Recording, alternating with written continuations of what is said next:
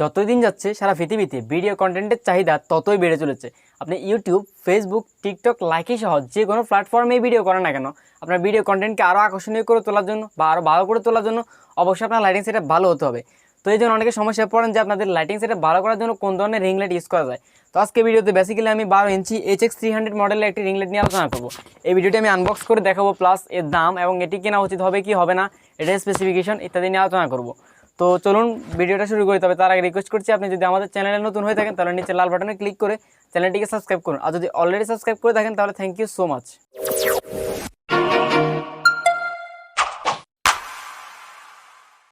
তো ভিউয়ার্স, দেখানোর সুবিধার্থে আমি বক্সটিকে টেবিলের উপরে নিয়ে আসলাম। তো এটাকে আমি এখন ওপেন করে প্লাস সেট আপ করে দেখাবো। তো এটা হচ্ছে স্পেসিফিকেশন। এরপরে আপনার এদিকে দেখতে পাচ্ছেন এটা হচ্ছে রিং লাইটের মডেল, আর নিচে হচ্ছে বারকোড দিয়ে যাচাই করতে পারবেন এটা অরিজিনাল কিনা। তো আমি এখন প্যাকেটটা খুলছি। তো প্যাকেটটা খোলার জন্য উপর দিকে আমি এটাকে একটু টেপটা আগে কেটে নিয়েছি সুবিধার জন্য। তো এখন এটা জাস্ট ওপেন করে নিচ্ছি। প্যাকেটটা খুললে একটা পলিথিন পাবো, আর ওই পলিথিনের মধ্যে রয়েছে রিং লাইটটা, আর এর সাথে কিছু অ্যাক্সেসরিজ দেওয়া আছে, মাউন্ট সহ বিভিন্ন অ্যাক্সেসরিজ দেওয়া আছে। তো এটা এক পাশে রাখলাম প্যাকেটটাকে। তো এখন আমি পলিথিনটা একটু সরিয়ে নিচ্ছি। পলিথিন থেকে সরিয়ে নেওয়ার পর এখানে রিং লাইট, তারপর ভিতরে আরও রয়েছে যেগুলো, এগুলো একটু বের করে নিই। রিং লাইটে বের করার সময় একটু সাবধানে বের করবেন, কারণ তারের উপর প্রেশার পড়লে বা চাপ পড়লে তারটা ছিঁড়ে যেতে পারে। যদি অতিরিক্ত চাপ পড়ে সেক্ষেত্রে ছিঁড়ার সম্ভাবনা অবশ্যই থাকবে। তো এই জন্য একটু সাবধানে বের করবেন। তো এখানে প্যাকেটের মধ্যে আরও রয়েছে আপনার বল হেড দেওয়া রয়েছে। এই যে বল হেড, এটা দিয়ে আপনি DSLR কানেক্ট করতে পারেন, প্লাস ব্লগ ভিডিও করার ক্ষেত্রে এটা ইউজ করতে পারেন। এখানে বেশ বড়সড় একটা কেবল ইউজ করা হয়েছে, এছাড়াও USB পোর্ট ইউজ করা হয়েছে এখানে। এর সাথে আপনাকে আলাদাভাবে অ্যাডাপ্টার কিনে ইউজ করতে হবে। কেবলের সাথে একটা কন্ট্রোলার ইউজ করা হয়েছে। কন্ট্রোলারের মধ্যে 4টা বাটন রয়েছে, যার মধ্যে নিচেরটা হচ্ছে অফ অন বাটন, এরপরটা হচ্ছে প্লাস বাটন দিয়ে আপনি ইফেক্টের ব্রাইটনেস বাড়াতে পারবেন। এরপর রয়েছে আপনার রোটেট বাটনের মাধ্যমে আপনি যে কোনো ইফেক্ট চেঞ্জ করতে পারবেন। এখানে 3টা ইফেক্ট ইউজ করা হয়েছে, এর মধ্যে এগুলো চেঞ্জ করতে পারবেন। এরপর মাইনাস বাটন দিয়ে আপনি ব্রাইটনেস কমাতে পারবেন। এটা হচ্ছে স্ক্রু হোল্ডার। এই স্ক্রু হোল্ডারে আপনি মোবাইল হোল্ডার ইউজ করে ইজিলি ইউজ করতে পারবেন। কিছুক্ষণ পরে সব কিছু আমি প্র্যাকটিক্যালি দেখাবো। তো রিং লাইটের ব্যাক সাইডে গরম বাতাস বের হওয়ার জন্য বেশ কিছু স্পেস দেওয়া রয়েছে। এই স্পেসগুলো থাকার কারণে লং টাইম ধরে ইউজ করার ফলেও তেমন একটা গরম হবে না, which is a big deal. এছাড়া এখানে ব্যাক সাইডে একটি ব্লকার ইউজ করা হয়েছে। এখানে আপার সাইডে আরও একটি স্ক্রু হোল্ডার ইউজ করা হয়েছে। তো আমি এখন আমার স্টুডিও লাইটটা কিছুটা কমিয়ে দিব আপনাদেরকে রিং লাইটের ইফেক্টটা দেখানোর জন্য। তো কমিয়ে দিলাম। তো এখন আমি একটা অ্যাডাপ্টার নিলাম, আমার মোবাইল ফোনের যে অ্যাডাপ্টার রয়েছে আমি সেটা নিলাম। USB পোর্টটা সুন্দরভাবে অ্যাডাপ্টারের সাথে কানেক্ট করে দিচ্ছি। এরপর অ্যাডাপ্টারটিকে আমি সকেটের মধ্যে ইনপুট দিব। তো ইনপুট দিয়ে দিচ্ছি। ইনপুট দেওয়ার পর এখানে এরকম একটা আলো আসবে, যদি আপনার কানেকশন ঠিকঠাক থাকে এরকম একটা আলো শো করবে ব্লু কালারের। এখন ব্লু বাটনের উপরে ক্লিক করলে লাইটটা ওপেন হবে। তো ক্লিক করলাম, লাইটটা ওপেন হলো। তো এরপর আমি যদি আবার ক্লিক করি এটা অফ হয়ে যাবে। তো আবার ক্লিক করলাম, অফ হয়ে গেল। এরকম আপনি এই বাটনটা দিয়ে অফ অন করতে পারেন। এরপর আপনি প্লাস বাটনে, মাইনাস বাটনে যদি বারবার ক্লিক করতে থাকেন তাহলে ব্রাইটনেস কমতে থাকবে। তো আমি মাইনাস বাটনে ক্লিক করে বারবার ব্রাইটনেসটা কমিয়ে দেখাচ্ছি। আমি বেশ কয়েকবার ক্লিক করলাম, এই যে দেখতে পাচ্ছেন ব্রাইটনেসটা কমে যাচ্ছে। ঠিক সেমভাবে আপনি যদি প্লাস বাটনে বারবার ক্লিক করেন আবার ব্রাইটনেস বেড়ে যাবে।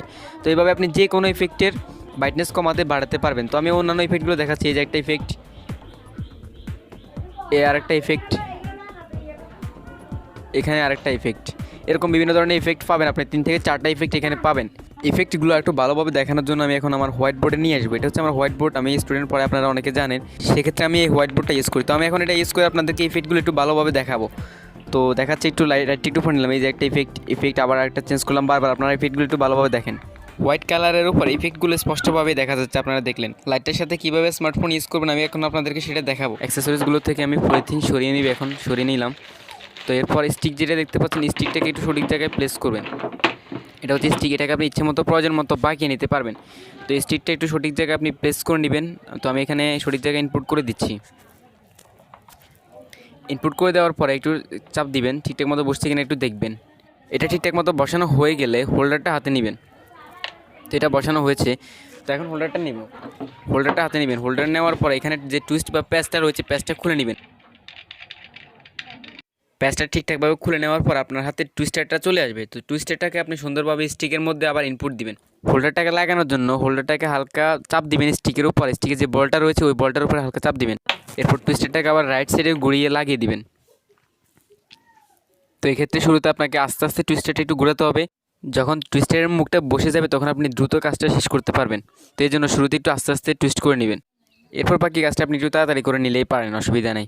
তো স্মার্টফোন হোল্ডার বসানোর কাজটা প্রায় শেষ। তো আমি এখন স্মার্টফোন বসিয়ে দেখাই দিব। তো এটাকে আমি এখন আমার প্রয়োজন মতো একটু হালকা বাঁকিয়ে নিচ্ছি, যাতে আমার স্মার্টফোন বসাতে সুবিধা হয়। একটু বাঁকিয়ে নিচ্ছি, যেহেতু আপনি সামনের দিক থেকে ভিডিওটা করবেন, এই কারণে একটু সামনের দিকে বাঁকিয়ে নেওয়াটা তো বেটার হবেই। তো আমি একটু সামনের দিকে বাঁকিয়ে নিলাম। তো এখন আমি স্মার্টফোনটা একটু সেট করে দেখাবো। তো স্মার্টফোন নিলাম, এরপর এটাকে একটু টান দিলাম, স্প্রিংটাকে একটু টান দিয়ে স্মার্টফোনটাকে বসাই দিলাম।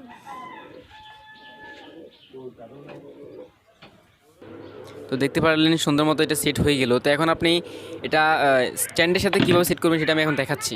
এখানে মাঝখান দিয়ে বলে নিই, আপনারা যে স্ট্যান্ডটা দেখতে পাচ্ছেন এটা কিন্তু আসলে এই রিং লাইটের সাথে দেওয়া হয় না, আমি এটা আলাদাভাবে কিনেছি। তবে আপনারা এই রিং লাইটের সাথে একটা স্ট্যান্ড পাবেন, একটু সিম্পল একটা স্ট্যান্ড পাবেন যেটা মোটামুটি ইউজ করার মতো। আমার হাতে এখন যে স্ট্যান্ডটা দেখতে পাচ্ছেন এটা কিছুটা অ্যাডভান্স লেভেলের। তো এটার উপর আপনারা রিভিউ চাইলে আপনারা কমেন্ট করেন, আমি এটা নিয়ে পরবর্তীতে আলোচনা করব। তো এখন আপনারা মনোযোগ দিয়ে দেখেন কীভাবে এটা স্ট্যান্ডের সাথে সেট আপ করতে হয়।